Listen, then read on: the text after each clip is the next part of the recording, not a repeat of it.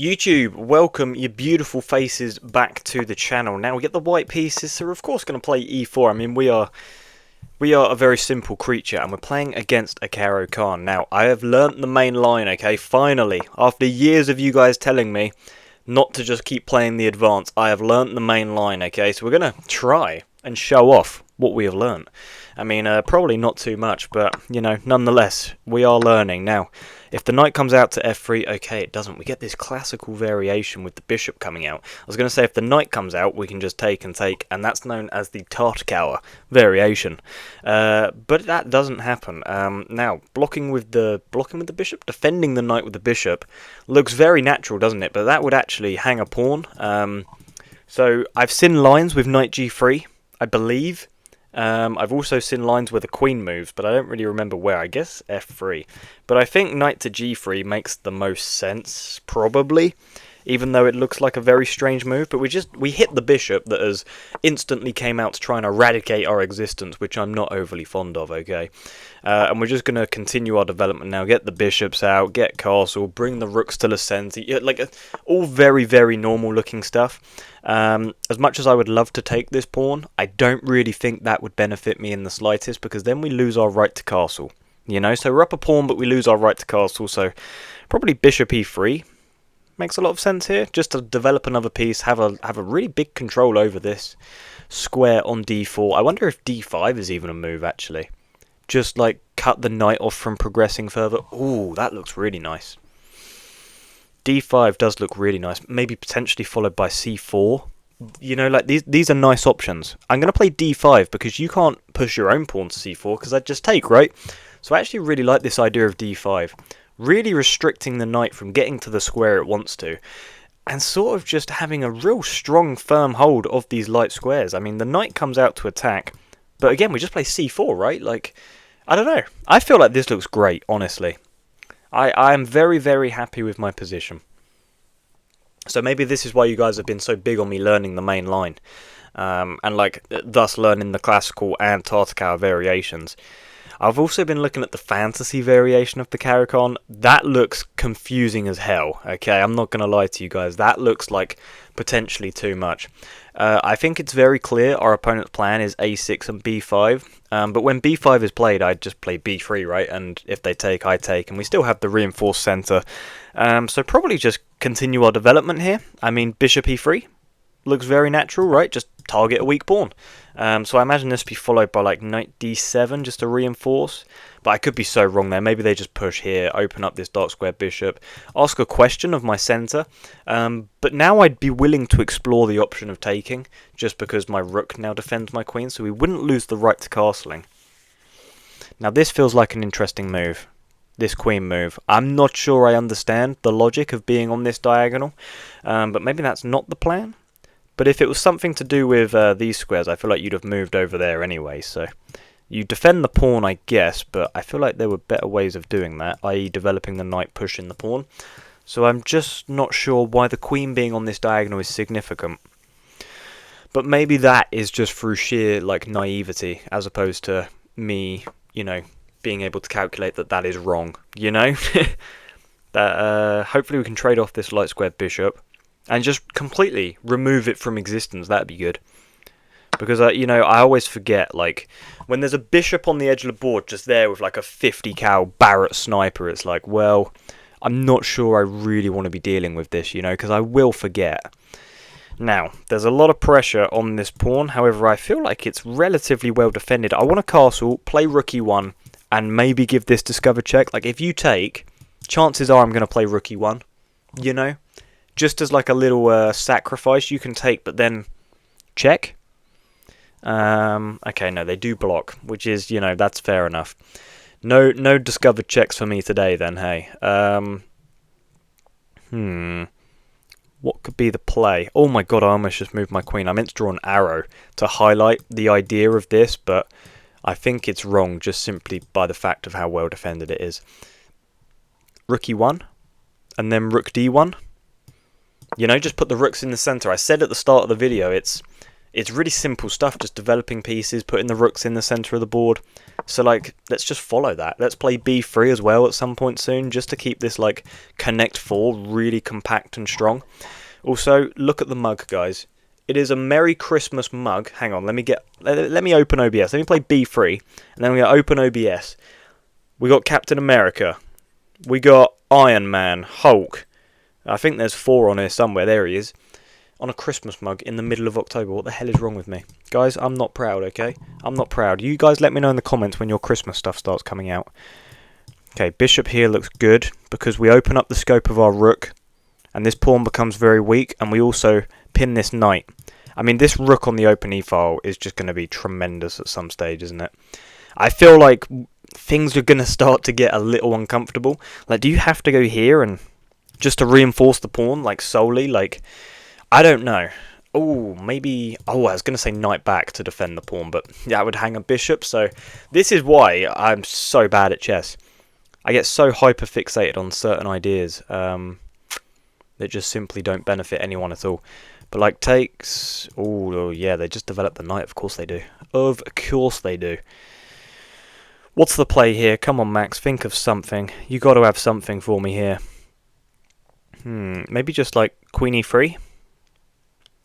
But then this knight move looks a bit treacherous, really, doesn't it? Because number 1, you hit my bishop. Number 2, you'd hit the queen. Maybe I just play h3 to stop this knight ever jumping forwards. Potentially. Don't hate it as an idea. I don't know, just like I'm a bit stumped. I don't really have any ideas in this position. So I'm just going to play h3 as almost like a bit of an intermezzo. Obviously it's not, but I'm going to just use the word, like flex, I know the word. Just like a bit of an intermediate move when I'm unsure on what to do. It's not like a forcing line or anything, but hang on. How long have I been missing this fork for, is my question. How long have I been missing this fork? I mean, how long have you guys been, like, hitting yourselves repeatedly that I've been missing d6? Because takes. And that looks pretty good to me, right? Yeah, I mean, how long have I been missing d6 for? I'm just not with it. Alright, let's actually have a look. Okay, so d6 has been playable for quite some time.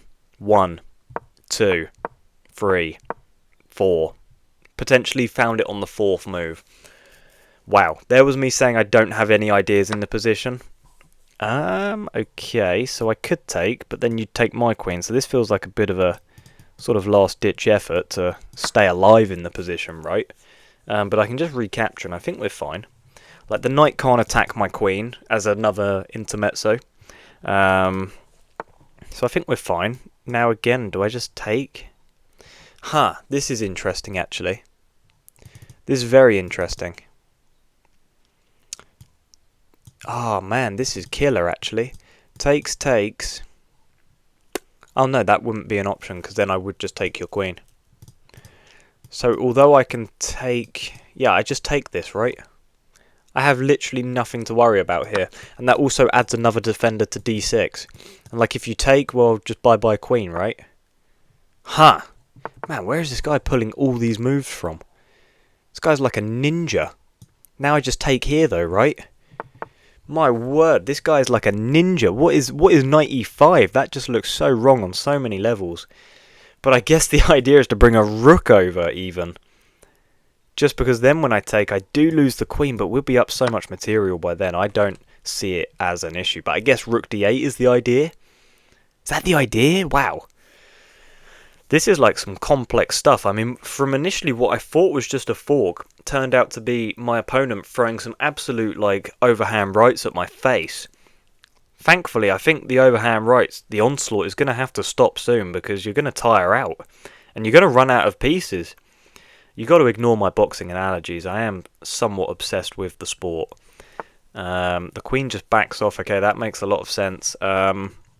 However, I think after takes and takes, I have this discovered check attacking the queen, which could potentially be crushing. Like, if you take my knight now, yeah, I mean, that's crushing, because I take this with check, forking these pieces, And you might think, oh, but the queen can move out of harm's way of the rook and just recapture the knight. Well, then my bishop's there, you know? So we're just going to give this check. And surely that's game, right? That's got to be game. We give the check, and now we take the queen. And surely you take the rook, and it's like, pfft, they just resigned. Yeah, they didn't even want to play on. Let's go over to the analysis here. Yeah, like, what are you even meant to play? It wants you to take on e7. Because if you take here, there's mate quicker with, like, bishop f6, and, like, the king is completely cut off, and my queen is going to swing round, and it's just crushing. But, guys, we're going to jump straight into a game review. Okay guys, here we are. So, anything that you saw during the video where you were screaming at your screens that I was missing something, I'm about to find out what that was. So, e4, c6, d4, d5, knight c3. We spoke about the Carokann a lot at the start of the video, so I don't feel too much need to go heavy into this. I mean, obviously we spoke about the move bishop f5, which is what was played, the classical, but we didn't really look at this line with the Tartakow, so it's actually takes, and then you want to play a move like c3 or something, I'm pretty sure. Yeah, so yeah, you play like c3. I'll just show you guys the top engine lines. Then like the bishop comes out to f5, you go knight e2, preparing to put your knight on g3 to attack the bishop. You might think, oh, but you're blocking your light squared bishop in. It's only temporary, and I know people tell you not to move your pieces too many times out the opening, but you can in the Tartakow. It wants queen b3 here. Now that I wasn't sure of. I learnt knight to g3, which is the second best move, I guess. Also doesn't hate bishop e3. Like, very simple moves. Like, it's, yeah, very easy to learn. But yeah, we get this move, bishop to f5. This is the classical variation. Knight g3 is played, so as you can see, still book moves. Bishop g6, knight goes to f3. And here my opponent plays c5. Now, I really wasn't familiar with this at all. And I'm glad to see that it is a mistake, because if this was theory, I'd have been really confused. Like, what I'm aware of is, like, the knight coming out to d7 here, just to, like, block the pin like this. I don't know, you just sort of prepare that. So I just went for d5, which isn't the best move. Best move is h4. Like the most stockfish move in the world, isn't it? Like, stockfish adores it when you just randomly throw a flank pawn at the board. Like, no one's finding that. I think my rationale for d5 was strong, and as you can see over here, it's the third best move. So I don't hate it. I mean, I think my rationale was strong. Like, the knight now wants to be on c6, so I'm just trying to restrict it, and we then played c4 just to be solid.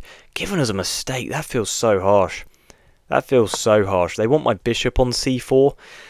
I mean, I'm sure at the absolute upper echelon top level of chess, somebody could explain bishop c4 to me.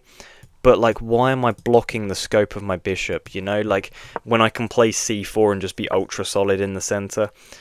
I really wanted e6 there. That's interesting. I guess that's why you want the bishop there, actually. I guess that makes sense, so that when e6 comes, takes, I can then take. Okay, that makes a lot of sense, actually. But, yeah, okay, so we don't play that. We play c4, but, you know, every day is a learning day. We then play bishop e3, queen c7, bishop d3, we get a trade. e6, it wants me to long castle. That's insanity. I just short castle.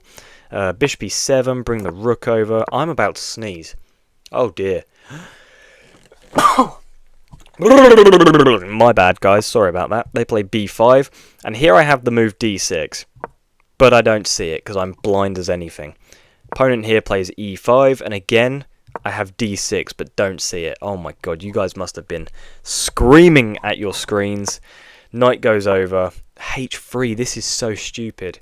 I'm actually, like, kind of embarrassed. Rook comes over, and then finally, my word. Oh my god. b6, finally. They take here, which makes sense. I then recapture. They play e4, which is very interesting. It just wants queen takes on d6. Wow. That's pretty gangster, right? That's pretty gangster. Queens come off the board, and I'm just up a piece. Okay, but yeah, they play e4, so I just take with the knight. They then play knight e5, so I just take with the knight. The queen backs off, so I take the bishop. Queen takes, and then, yeah, we found this beautiful move, knight takes on f6. How did we not find d6 for like 4 moves, but we found knight takes on f6 instantaneously? They took here. They were probably meant to do this, because that's a better exchange than just allowing your queen to die for nothing, you know. But then I guess you could have gone here. But yeah, what I was talking to you guys about earlier when the game ended right away was bishop f6, which is actually the best move. Beautiful. What do you even play here? You can take here, but then just, yeah, queen g3, here, here, I guess, here, and then what? Just here, because this is all blocked. Yeah, beautiful. Guys, clinical game in the Carokann. I guess against the Carokann, really, wasn't it? But if you enjoyed, please smash that like button. Subscribe if you guys are new.